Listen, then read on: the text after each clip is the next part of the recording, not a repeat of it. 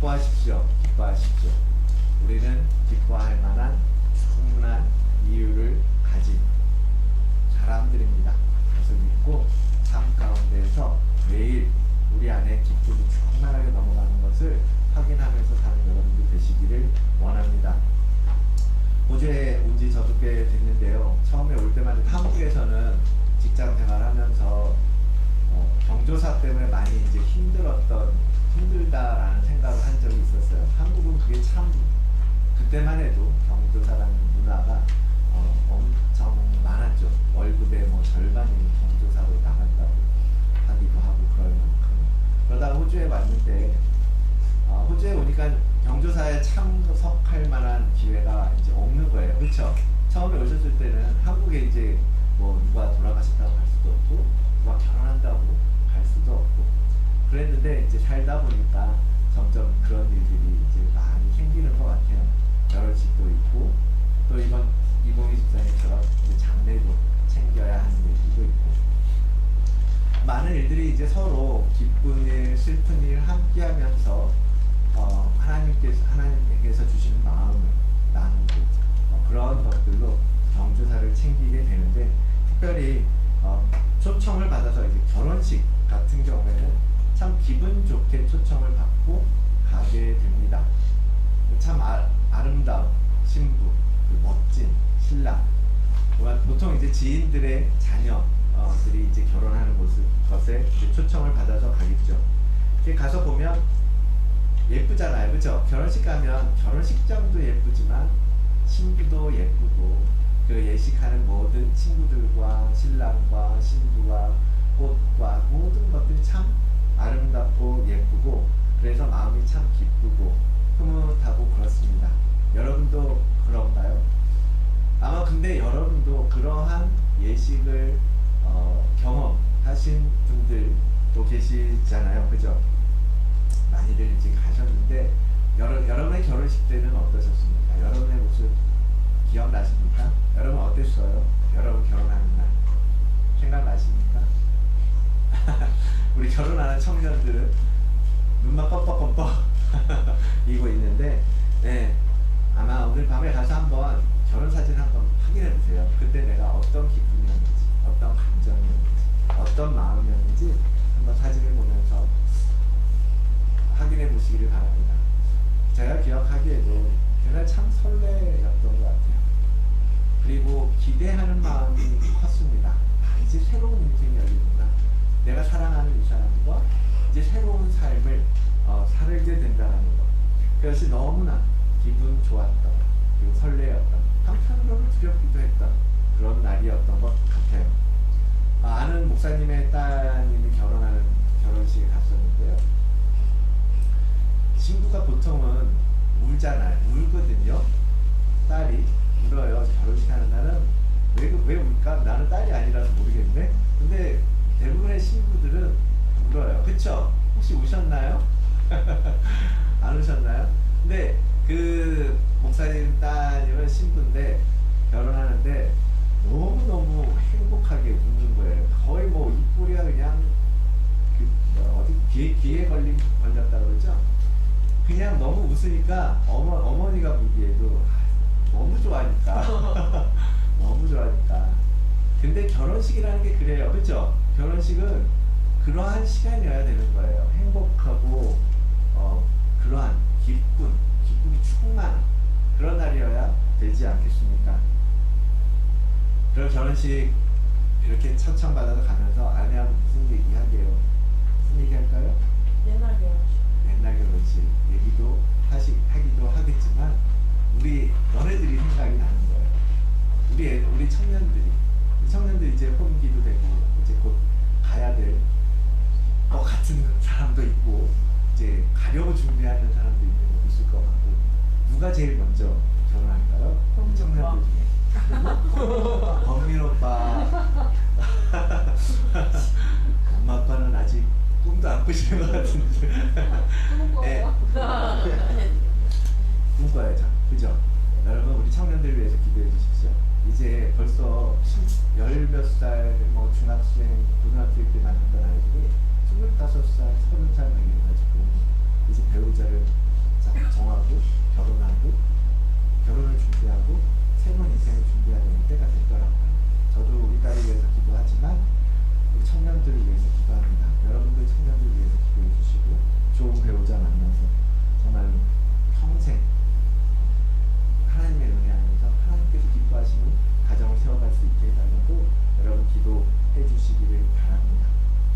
어쩌면 이 결혼식이라는 것이 하나님께서 마지막 날 우리가 주님 앞에 섰을 때에 그때 그 신부가 느끼게 되는 기쁨, 그것을 예행 연습하는 날이 아니었나라는 생각을 하게 됩니다.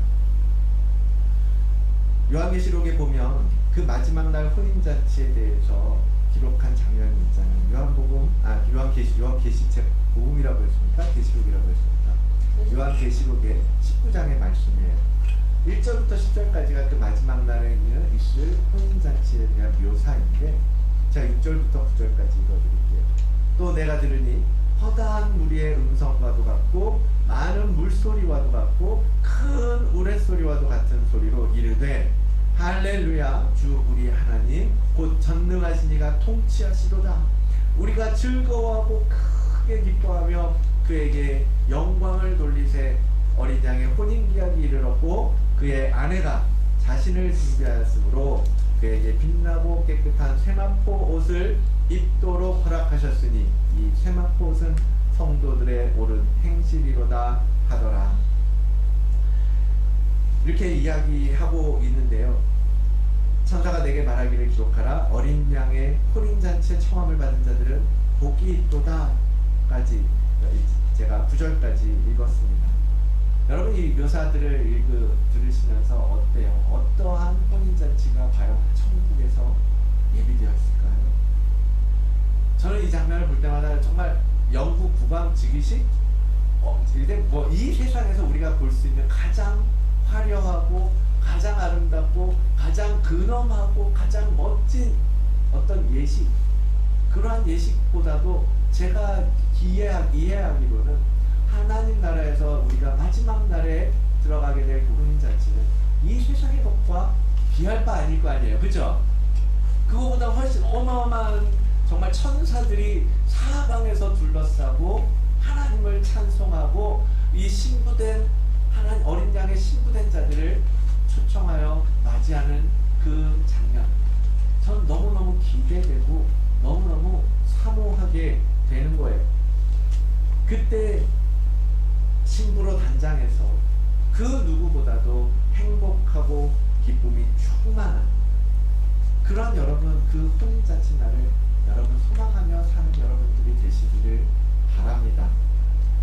근데 그 기쁨이라는 건요, 이 말씀처럼 마지막 날 그 심판 때 거기서만 우리가 느끼고 누릴 수 있는 기쁨이 아니에요. 하나님께서는 우리에게 그러한 신부로서의 기쁨을 오늘 우리가 사는 우리 시대, 이 시대의 오늘 우리에게도 동일하게 준비해 주셨고 그렇게 부어주시려고 기다리고 계신다라는 것입니다. 매일 결혼식 하는 날처럼 정말 행복하고 기쁘고 가슴 벅차게 하루하루를 살 수 있도록 하나님은 우리에게 그렇게 기쁨을 허락해 주셨다라는 거예요. 그런데 여러분 어떻습니까? 여러분의 삶을 한번 돌아보십시오. 지난 일주일 여러분 과연 얼만큼 여러분은 기쁨으로 살아가고 계십니까? 여러분 얼마나 삶 속에서 기쁨이 충만하게 넘치면서 날마다 그 기쁨 때문에 나오는 웃음을 참을 수 없고 그 기쁨 때문에 내 얼굴에서 미소가 지워지지 않고 그 기쁨 때문에 다른 사람의 많은 부분들에 대해서 관대해지고 관용적으로 바뀌고 다른 사람의 잘못까지도 품을 수 있을 만한 그러한 기쁨, 과연 그러한 기쁨으로 여러분 살아가고 계신가라는 거죠. 사실은 실생활에서 고통스러워서 얼굴 찡그리고 다니고 감정이 상해서 큰 소리 치게 되고 하나님을 알지 못하는 사람이나 우리나 별반 다르지 않는 그러한 모습으로 살아가고 있는 것은 아니신가? 우리가 우리의 삶을 생각해 보자라는 것입니다. 사람들이 여러분을 볼 때 당신은 언제나 보면 왜 이렇게 뭐가 기분이 좋아? 뭐 좋은 일 있어? 뭐 행복한 일 있어? 뭐가 그렇게 행복해? 뭐가 그렇게 좋아? 라고 물어볼 만큼 여러분을 보면서 여러분 안에서 솟아나오는 기쁨에 대해서 궁금해하고 그런 질문을 받아보시냐라는 거예요. 제가 아침에도 글을 밴드에 올렸어요. 보는 분들만 보셨겠지만 예전에 제가 그랬어요. 사람들 보면 박시장 실장이었어요. 회사에서. 박시장이 뭐가 그렇게 맨날 좋아서 웃냐고. 지금 그게 지금 무슨 일이야? 이러면서 그렇게 얘기하기도 하고 그러더라고요. 그런데 요즘 표정이 굳었대요. 우리 집사람이 아내가 죄송합니다. 아내가 얼굴 좀 피라고 그래요. 왜 그럴까요? 내 안에 기쁨이 사라진 건 아닌가. 여러분 거울을 보면서 여러분 안에 과연 여러분 안에 하나님을 믿는 믿음에서 오는 생소한 기쁨이 과연 여러분 얼굴에 나타나고 있냐는 거죠. 거울을 볼 때 그것을 볼 수 있느냐는 거예요. 내 옆에 사람들이 내 아내가 내 남편이 요새 이렇게 당신 왜 이렇게 기분이 좋아? 라는 말을 듣고 계시더라고요. 엄마 아빠가 볼 때 야 넌 요새 좋은 일 있냐? 애인 생겼냐? 라고 할 만큼 여러분의 삶을 통해서 행복감과 세상이 주는 행복감이 하나님을 믿는 믿음으로부터 오는 그 행복감을 엄마 아빠에게 드러내고 살고 계시냐는 거예요. 결혼식 날은 그렇게 좋았는데 그래서 그냥 웃으면서 그랬는데 왜 오늘 옆에 앉은 내 남편과 내 아내를 보면서 한숨부터 쉬냐 이거예요. 왜 그렇게 되는 것인가? 왜 우리는 그 기쁨을 다 잃어버리고 하나님을 믿는 순간 하나님께서 우리에게 주신 기쁨을 왜 다 희석시키고 사그러들고 오늘도 우리는 오르락내리락 울고락불고락 하면서 살고 있는 거냐라는 거예요. 우리 안에 그 사그러들었던 기쁨, 희락, 즐거움, 환희 이런 감각들을요 되찾으시기를 바랍니다. 하나님은 우리가 늘 기쁨에 차서 살기를 원하세요. 그것은요 그냥 하나님께서 원하는 어떤 원하심이 아니라요 명령이에요. 명령. 이유 불문하고 어찌하여든지 어떤 상황이든지 너희는 즐거워야 한다라는 거예요. 너희 기쁨으로 살아야 한다라는 것입니다. 오늘 우리가 함께 읽은 이 빌립보서 말씀이 지금 명령하고 있는 게 바로 그거잖아요. 여러분 사도 바울이 이 빌립보서를 쓸 때 그 배경이 뭔지 아시는 분들은 아시잖아요. 사도 바울이 편지를 썼던 시기가 뭐 AD 60년경, 70년경이라고 볼 때 그때 이미요 예수라는 인물을 믿는 예수를 믿는 사람들은 핍박받기 시작했어요. 사도 바울이 그런 사람이었잖아요. 믿는 사람을 찾아서 잡아서 죽이기까지 하는 그러기 위해서 다메섹에 가던 그러한 사울의 모습이었잖아요. 그만큼 그 시대는 이미 핍박이 시작됐고요. 이미 그리스도인들에 대한 사회적 박해가 불이익이 시작되었던 때라는 겁니다. 여러분 로마 때는 어땠습니까? 로마 황제들이 기독교에 박해했던 얘기 혹시 들어보셨나요? 그 사람들이요 콜로세움에 그리스도인들을 몰아놓고 사자밥이 되게 했다고 하잖아요. 그 사람들이요 길거리에 그리스도인들을 그 막대기 위에 매달고서 화형시키면서 그 불빛으로 도시를 밝혔다라고 기록하고 있어요. 여러분 그런 시대였다라는 거예요. 그런 시대에 사도 바울이 빌립보서를 쓸 때 배경은 뭐예요? 감옥에 있을 때였어요. 사도 바울도 감옥에 잡혀서 이제 언제 죽을지 모르는 그런 운명 속에서 지금 에베소 교회, 갈라디아 교회, 골로새 교회, 빌립보 교회, 빌레몬에게 편지를 쓰고 있는 거예요. 그런데 그 편지에 지금 뭐라고 쓰고 있어요? 기뻐하라, 기뻐하라, 너희가 기뻐해야 한다 라고 명령하고 있다라는 거예요. 그의 이 마음이 어디서 나온 것이겠습니까? 마태복음 5장의 8복 마지막 구절 이거죠. 우리 함께 다 같이 한번 읽어볼까요? 시작. 나로 말미암아 너희를 욕하고 박해하고 거짓으로 너희를 거슬러 모든 악한 말을 할 때에는 너희에게 복이 있나니 기뻐하고 즐거워하라. 하늘에서 너희의 상이 큼이라. 너희 전에 있던 선지자들도 이같이 박해하였느니라. 아멘. 예수 그리스도로 인해서 고통받고 박해받고 수치를 당하더라도 그것으로 인해서 기뻐하라고 주님께서 말씀하십니다. 왜? 하늘에서 큰 상이 있습니다. 사도 바울도요 그걸 믿은 거예요. 내가 지금은 이렇게 감옥에 갇히고 지금은 그리스도를 증거하고 전파한다라는 명목으로 매맞고 고통당하고 쫓겨다니고 하지만 하늘에서 나에게 주시는 상이 크다라는 것을 믿음이 있었다라는 거예요. 그 소망이 있었기 때문에 그는 지금 말도 안 되는 상황에서 감옥에 있지 않 감옥 밖에 있는 일반 사람들에게 성도들에게 너희도 기뻐하라. 나와 같이 함께 기뻐하라 라고 말하고 있는 것입니다. 여러분 사도 바울의 권면은 그냥 가볍게 그냥 너희가 해도 되고 안 해도 되는 그런 게 아니에요. 명령이에요.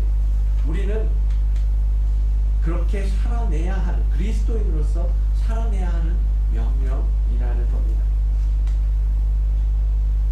데살로니가 전서에는 뭐라고 사도 바울이 말해요? 항상 기뻐하라. 항상 기뻐하라. Anytime, all the time. 언제든지 우리 안에 기쁨이 충만해야 한다라고 말하고 있습니다. 그것이 그리스도 예수 안에서 우리를 향한 하나님의 뜻이기 때문에 너희가 늘 기쁨으로 살아가는 것이 하나님의 뜻이고 하나님의 마음이라는 것입니다. 그런데 여러분 마음에 기쁨이 없습니까? 하루에 1분도 웃는 시간이 없습니까? 하루에 10시간은 찡그리면서 화가 나고 감정이 안 좋고 그냥 무표정하고 힘들고 고통스럽고 그런데 단 1분도 웃을 수 없다면 여러분 뭔가 내 심령, 내 마음이 문제가 있는 것은 아닌가 라는 것을 점검하셔야 한다는 거예요. 왜 웃음이 사라졌지? 왜 내 안에 기쁨이 없지? 왜 내가 지금 이렇게 분노하고 스트레스 받고 우울하고 두려워하고 염려하고 그러고 있는 거지? 뭐가 문제지? 여러분 앞에 어떤 문제가 있기 때문입니까? 여러분 앞에 아무리 애를 써도 나아지지 않는 어떤 문제가 있기 때문에 기쁨을 잃어버린 것입니까?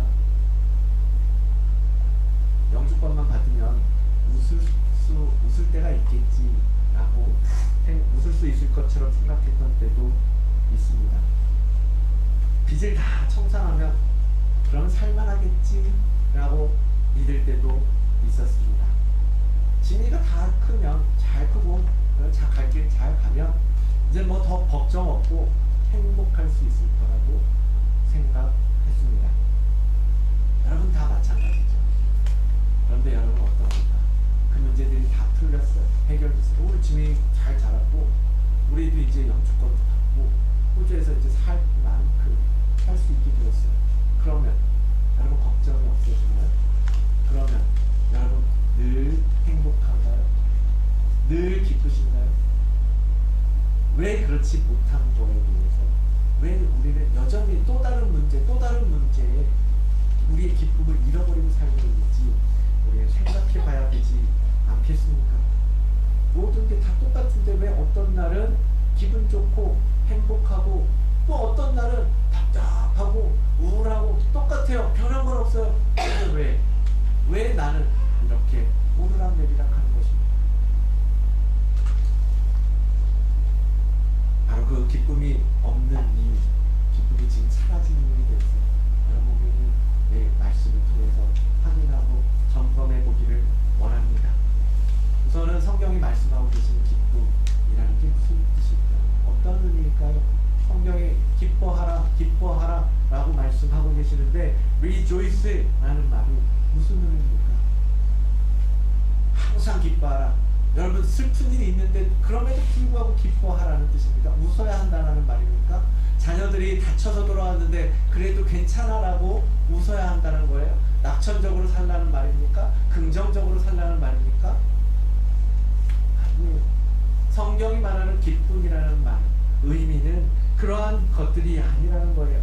어떤 조건 때문에 우리가 기뻐하는 게 아니라 우리의 기쁨은 낮에도 목사님이 말씀해 주셨지만 바로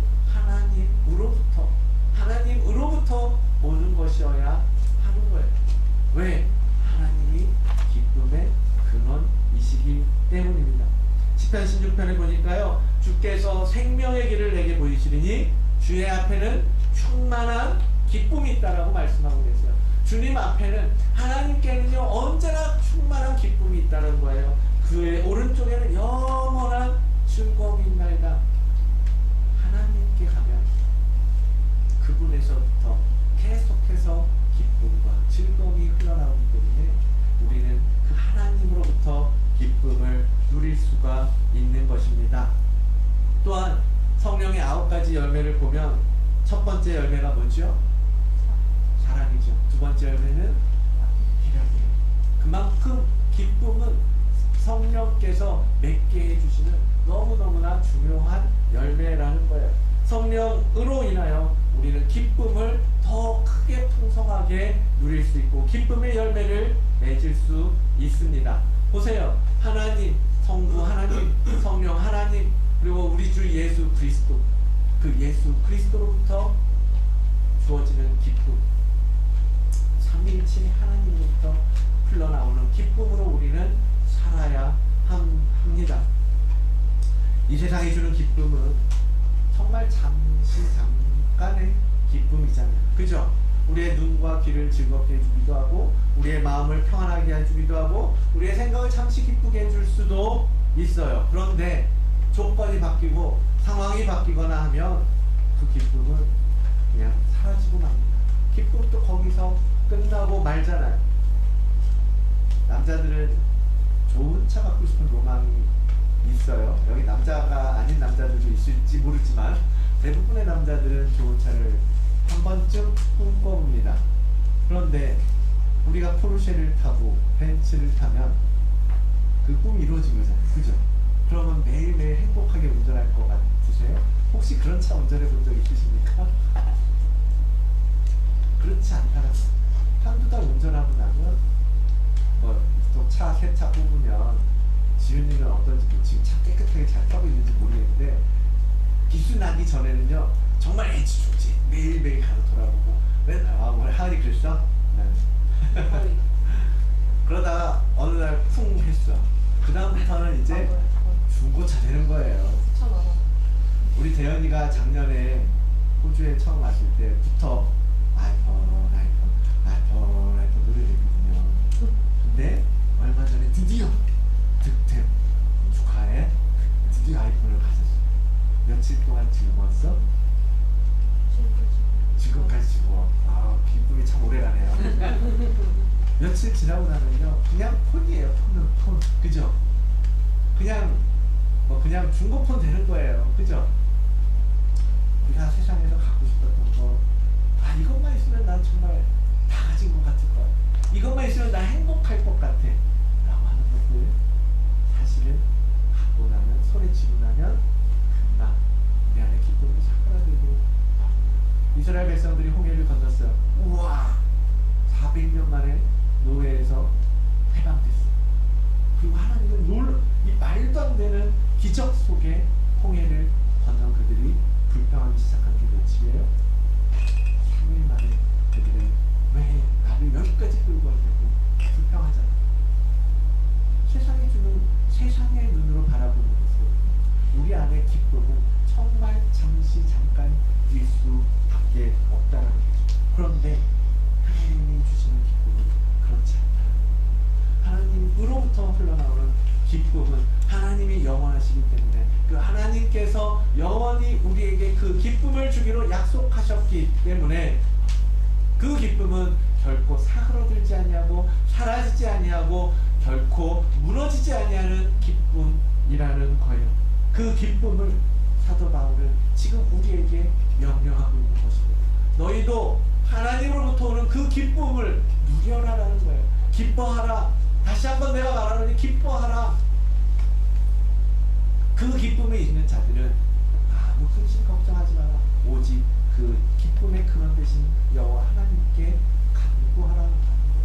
감사, 언제나 감사. 성경이 말하는 기쁨은 그렇게 바로 하나님과 함께 함으로써 채워지는 개념입니다. 특별히 직접적으로 우리의 기쁨의 근원 되시는 예수 그리스도, 우리는 그 예수 그리스도를 끝까지 바라보며 나아가야 할 것입니다. 그분이 우리를 위해서 피 흘려 주시고 생명을 주시잖아요. 계시록은 그 주님에 대해서 이렇게 기록하고 있습니다. 보좌 가운데 계신 어린 양이 그들의 목자가 되사 생명수샘으로 인도하시고 하나님께서 그들의 눈에서 모든 눈물을 씻어주실 것입니다. 어린 양께서 우리의 목자가 되셔서 눈물을 씻어주신다. 결코 우리가 슬프지 않게 한다는 거죠. 우리가 그 기쁨을 잃어버리지 않게 해주시는 그 힘은 누구로부터? 어린 양이신 예수 그리스도로부터 주어진다라고 말씀하고 계십니다. 우리에게 구원의 감격, 구원의 기쁨을 주신 그 예수 그리스도가 흘리신 그 피, 그분의 보혈의 능력으로 우리는 영원한 기쁨을 누릴 수 있는 것입니다. 그래서 우리가 기쁨으로 충만하게 살려면, 우리가 잃어버린 기쁨을 회복하려면 누가 필요해요? 바로 어린 양 예수 그리스도가 필요한 거예요. 예수 그리스도. 그분이 가지고 부모는요 큰 기쁜 소식이라고 성경은 말하고 있습니다. 보라, 내가 온 백성에게 미칠 큰 기쁨의 좋은 소식, 예수 그리스도가 너에게 온다는 거예요. 예수 그리스도가 그 큰 기쁨의 좋은 소식이 되어 너희에게 올 것이다 라고 약속하고 있는 것입니다. 그분 안에 있을 때, 그래서 우리는 그 진정한 기쁨, 이 세상의 것이 아닌 어떤 조건에서도 잃어버리지 않는 기쁨을 갖게 될 것입니다. 그래서 주님도 마지막으로 제자들을 위해서, 믿는 성도를 위해서 하나님 앞에 이렇게 간구하시잖아요. 요한복음 17장에 예수님께서 아버지 하나님께 대제사장적 기도라고 얘기해요. 하나님께 간구하는 장면이에요. 그 한 부분이, 지금 내가 아버지께로 가오니 나는 십자가 지고 부활하여 다시 아버지 곁으로 가겠지만 이 남는 내 제자들, 내 사랑하는 자녀들, 나를 믿는 이 거룩한 성도들에게 내 기쁨을 그들 안에 충만하게 가지게 하기를 원합니다. 하나님, 그 기쁨을 이들에게도 주십시오 하는 거예요. 하나님, 그들이 이 기쁨을 누릴 수 있게 해주십시오. 주님은 언제나 당신으로부터 흘러나오는 그 기쁨으로 우리가 충만하게 살기를 원하셨고, 그래서 이 땅에 오신 것이고, 그래서 이 땅에서 그 모진 고통을 신이신 창조주의 아들이신 예수 그리스도가 고통 가운데 피 흘리시고 죽으셨던 것입니다. 그분 안에 있을 때 우리는 평안함을 얻을 것이고 기쁨을, 진정한 기쁨을 맛볼 것입니다. 그 평안함이라는 건 뭐냐면요, 이번 주에 18에서 딱 했어요. 131편 2절 말씀이 뭐라고 되어 있어요? 시작. 실로 내가 내 영혼으로 고요하고 평온하게 하기를 젖된 아이가 그의 어머니 품에 있음 같게 하였나니 내 영혼이 젖된 아이와 같도다. 젖된 아이가 어머니 품에 있어요. 어떤 느낌입니까? 그들은요, 젖을 먹기 위해 어머니를 찾는 게 아니에요. 혼자 스스로 먹을 수 있어요. 물론 엄마가 이유식을 만들어주고 밥을 만들어주고 하겠죠. 그런 엄마 품에 있을 필요는 없어요. 그런데 그 어머니 품을 찾아요. 왜? 엄마 품에 있을 때는 너무나 평안하기 때문에. 엄마 안에 있을 때, 엄마 품에 있을 때 세상 그 무엇도 두려움도 없고 걱정도 없고, 뭐 내가 밥을 못 먹을까, 내가 뭐 어떤 무슨 일이 생길까, 내가 뭐 다칠까, 내가 뭐 고통당할까, 그런 거 생각 안 하고 그저 그냥 어머니 품 안에 있을 때 평안함을 누릴 수 있다는 젖된 아이가 그 어머니 품에 있는 것입니다. 그것이 바로 예수 그리스도의 기쁨이 가져다주는 평안함이라는 거예요. 우리가 잠잘 때 저는 잠잘 때 뭐로 돌아서 누워서 자거든요. 뭐로 이렇게 옆으로 돌아서 누워서 자는데 그때 모습이 그거래잖아요. 엄마 자궁 안에 있을 때 아이의 자세가 이렇게 지금 이렇게 누워서 보여줄 수는 없고 이렇게 옆으로 돌아서 자는 자세가 엄마 뱃속에 있을 때의 모습이라는 거예요. 그때의 모습을 아이는 기억하고 내 몸이 기억하는 거지. 그러니까 그게 편안하고 평안한 거예요. 어머니 품에서 그런 평안함을 얻을 수 있는 것처럼 우리 그리스도인들은 예수 그리스도 안에 있을 때 그 평안과 기쁨, 안식, 쉼 그런 것들을 제대로 누릴 수 있다고 다윗은 노래하고 있는 거예요. 나이가 들어서도 때로는 어머니의 품이 그리운 이유가 뭡니까? 어머니가 나를 나보다 훨씬 조그맣죠. 그죠? 보통 어른이 되면 어머니는 나보다 작아요. 근데 그 어머니의 품이 한 번씩 그리워져요. 네? 그 어머니 품에서 누리던 평안함이 생깁니다. 그 어머니 품에서 정말 그 평안했던 것, 정말 쉬었던 것, 정말 너무 걱정 없이 안심되었던 것, 그런 것들이 그리운 것이죠. 우리가 영적인 존재로서 주님의 품을 그리워하는 건 그런 이유일 거예요. 당연한 거예요. 왜? 우리는 주로부터 하나님으로부터 하나님과 함께 더불어 살아야 하는 존재이기 때문에 그 주님께로 내 영이 향하고 주님께로 기대고 주님을 바라보고 주님의 품에 안기고 싶어하는 건 너무나 당연하다는 거예요. 그분에게 받은 그 생명, 그 구원의 감격, 그 영원한 하나님 나라에 대한 소망. 다윗은 그 주님을 바라보라, 그 주님을 바라있지 않아 우리에게 교훈하고 있는 것입니다. 기쁨의 근원이 되시는 그 예수 그리스도를 여러분 단 한순간도 놓치지 마시기 바랍니다. 그리스도 안에서 진정한 기쁨을 우리는 얻을 수 있습니다. 믿음으로 그분을 바라보는 그분만을 사모합니다. 사랑하십시오. 세상 그 무엇도 주님이 주시는 그 참 기쁨을 줄 수 없다고. 세상의 쾌락, 돈이 주는 만족감, 남녀간의 사랑, 뭐 내 배 아파 낳은 자녀라고 할지라도 매 순간 모든 순간 그 아이를 보면서 행복하고 기쁘지 않잖아요. 오히려 힘들었던 순간들도 얼마나 많아요. 그러나 오직 예수 그리스도 모든 기쁨의 근원이 되시는 그 삼위일체 하나님, 하나님만을 바랄 때 우리는 변하지 않고 신실하시 아침에 말씀하신 것처럼 그 언약 안에서 우리를 반드시 이루어 가신, 이끌어 가신 그 하나님과 하나님 안에서 우리는 영원한 즐거움을 누릴 수 있다는 것을 여러분 기억하시기를 바랍니다. 그래서요, 구약에 보면 정말 말도 안 되는 상황 가운데서도 하나님으로 인해서 기쁘고 즐겁다라고 고백하는 선지자를 볼 수 있는데요. 그게 하박국이라는 선지자예요. 들어보셨죠? 하박국? 청년들 알죠? 저도 여러분 대현이만 할 때 하박국의 유명한 찬양이 뭐예요? 무화과나무. 네, 무화과나무 잎이 마르고, 그게 이제 하박국서에 나오는 말씀으로 지은 찬양이거든요. 찬양 막 부르면서 야 이거 호박국이래, 호박국 막 이러고 장난쳤어요. 죄송합니다. 뭐 지금 여러분이 듣기에는 아재 개그 같겠지만 진짜로 그랬다는 것을 철없어요. 성경에 뭐 누가 누군지도 모를 때였고 그냥 하박국 하면 호박국 같고 막 그랬잖아요. 어쨌든 그 하박국이요,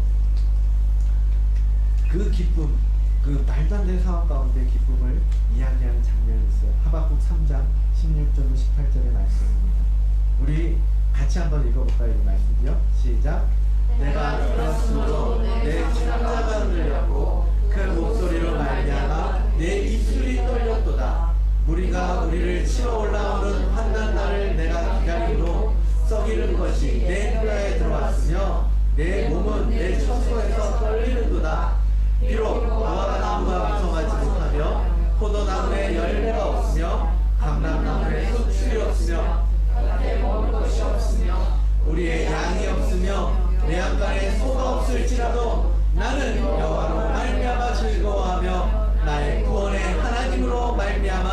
기뻐하리로다. 아멘. 아멘이십니까? 아멘.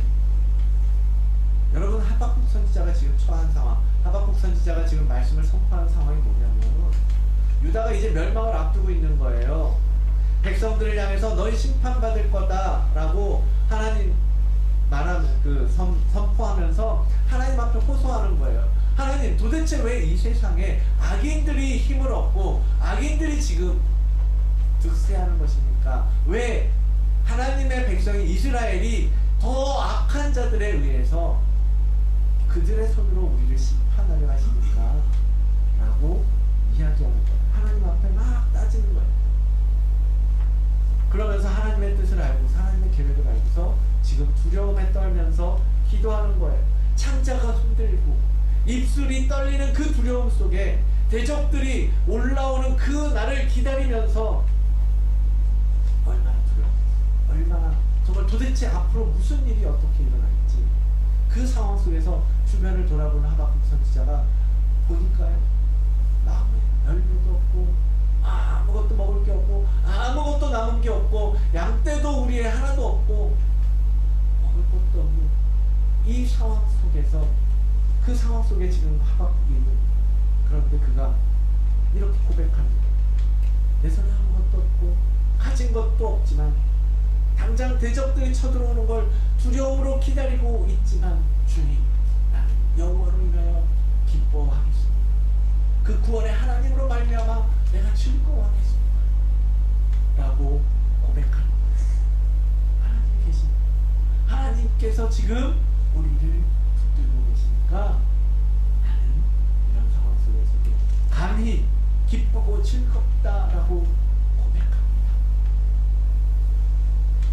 여러분, 그게 진정 기쁨, 그게 정말 하나님으로부터 오는 기쁨만이 이렇게 말할 수 있는 거예요.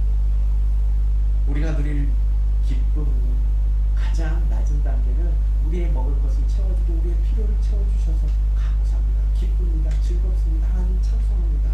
예, 맞아요. 그것도 틀린 거 아니에요. 근데 그 낮은 단계에서요, 이제는 점점 넘어서요, 그냥 그분의 존재, 하나님이 계십니다. 하나님이 우리와 함께 하십니다. 하나님이 내게 약속하신 소망이 있습니다. 감사하고 기뻐할 수 있는 단계로 넘어가야 한다는 거죠. 제가 처음에 혼인잔치 얘기했잖아요.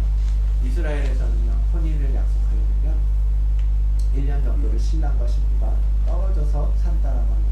그걸 정혼기간이라고 부르는데요. 그래서 혼인을 약속하고 나면 1년간 거의 1년 정도의 시간을 떨어져 있으면서 신랑은 자기 아버지 집에서 이제 신부를 데려올 수 있도록 거처도 마련하고 살림도 마련하고 이랬다라는 거예요. 그리고서 신부는 신부 집에서 그 1년 동안 신랑이 그 모든 것들을 준비하고 나를 데리러 오는 날을 기다린다는 거예요. 근데 그게 신랑이 나 언제까지 준비 이제 끝났어, 카톡으로 이렇게 해갖고 나 이제 며칠 날 너 데리러 갈게, 몇 시에 준비하고 있어 라고 얘기해주면 참 좋은데, 이스라엘의 풍습에서 신랑은 그러지 않고 어느 날 갑자기 찾아오더라고요. 그것도 밤늦은 시간에 와서 신부에게 와서 밤새도록 신부와 함께 잔치를 열고, 혼인 잔치를 열고, 그렇게 신부를 데리고 이제 결혼하게 된다라는 거예요. 그래서 그런 배경 속에서요, 열처녀의 비유 아시죠? 그런 배경 속에서 나오는 거예요. 열처녀가 신랑이 오는 걸 기다리잖아요, 밤새. 언제 오나? 신랑 언제 오나? 그 얘기예요. 신랑이 언제 온다고 얘기하지 않았기 때문에 기다리는 거예요. 그러니까 우리가 그 신랑을 기다리는 거죠. 신부가 1년 동안 신랑을 기다리면서 어떤 마음으로 기다리게요? 어떤 마음으로 기다리겠습니까? 딴짓하겠습니까? 딴 남자 볼까요? 뭐 좋은 거, 혼인 살림, 혼수 좋은 거 막 그런 거 챙기면서 볼까요? 아니죠. 그냥 신랑만 기다리는 거, 신랑만 바라보는 거. 우리 신랑 언제 올까? 우리 신랑. 그 신랑과 함께 살아가는 새로운 인생, 그것에 대해서 기대하면서 그 1년을 기다리지 않았겠습니까? 여러분, 우리가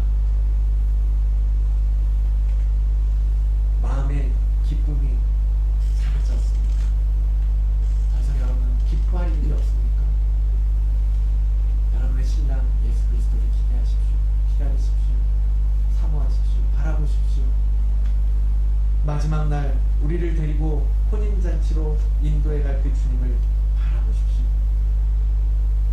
그분의 구원, 그분의 생명, 그분의 그것을 상상하며 그 감격과 기쁨을 생각하며 지금 우리가 무슨 다른 무엇에 마음을 뺏길 이유가 있겠습니까? 무엇으로 그 기쁨을 바꾸시겠습니까? 이 세상에는 여러분 그 기쁨과 바꿀 수 있는 것이 결코 절대로 없다는 것을 여러분 믿으시기를 바랍니다. 세상 이 모든 것들은 바알과 같은 거예요. 성경에서 왜 바알신과 계속해서 끊임없이 우상과 하나님을 계속해서 대립시키는 겁니까? 이 세상이 주는 모든 것들은 바알과 같은 거예요. 그건 한순간 지나가고 마는 거라는 거예요. 그것에 우리가 마음을 빼앗기지 마십시오. 그것에 우리의 기쁨을 빼앗기지 마십시오.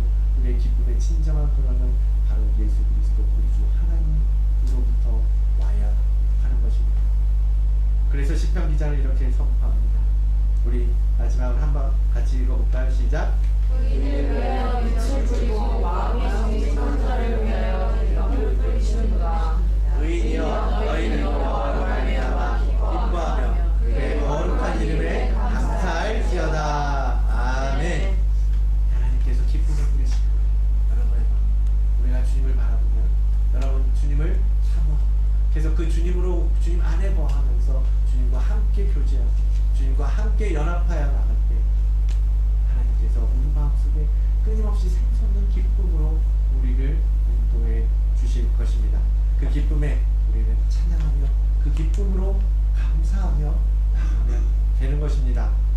우리를 위해서 기쁨을 뿌리시는 그 주님, 그 주님으로 인해서 정말 매일매일 삶의 기쁨이 충만한 여러분들 되시기를 바랍니다. 이 시간에 우리 주님을 바라보면서 여러분 안에 잃어버린 기쁨이 있다면, 정말 깨져버린 기쁨이 있다면 하나님 회복하여 주시옵소서. 내 안에 사라진 미소를 회복시켜 주십시오. 그런 마음으로 우리 나아갑시다. 우리 찬양하면서 주님을 주님 용서하여 주시옵소서.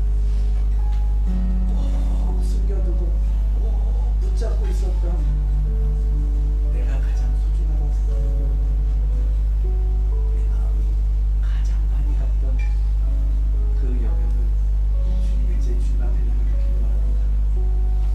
이제 성육신하신 예수 그리스도 우리 마음에 오셔서 그분이 앉으실 수 있고 그분이 우리를 다스리실 수 있고 하나님 그 주님을 우리 마음에 모시기를 원합니다.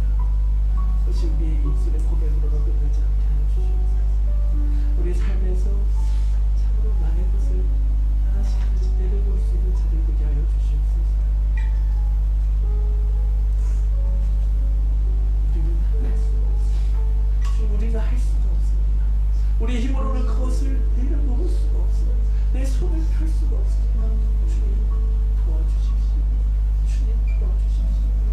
오늘 말씀하신 대로 주님을 바라보겠습니다. 주님을 보겠습니다. 주님을 사모하겠습니다. 우리의 기쁨의 근원이 되신 그 주님으로 인하여 내 안에 모든 기쁨이 회복될 수 있고 내 마음에 가장 귀하게 여겼던 그것을 온전히 버리는 우리 모두가 주시옵소서. 주님 감사합니다. 그것을 보게 하시니 감사합니다. 그것을 알게 하시니 감사합니다. 그것을 고백하게 하시니 감사합니다. 그것을 능히 행할 수 있도록 힘주실 하나님이심을 믿고 선포케 하시니 감사합니다. 그 선포한 대로 될지어다. 예수의 이름으로 선포한 대로 결단한 대로 살아낼지어다. 주님 그렇게 일하게 하여 주시옵소서. 감사하며 예수 그리스도의 이름으로 기도드리옵나이다. 아멘. 우리 시간에 계속해서 좀 더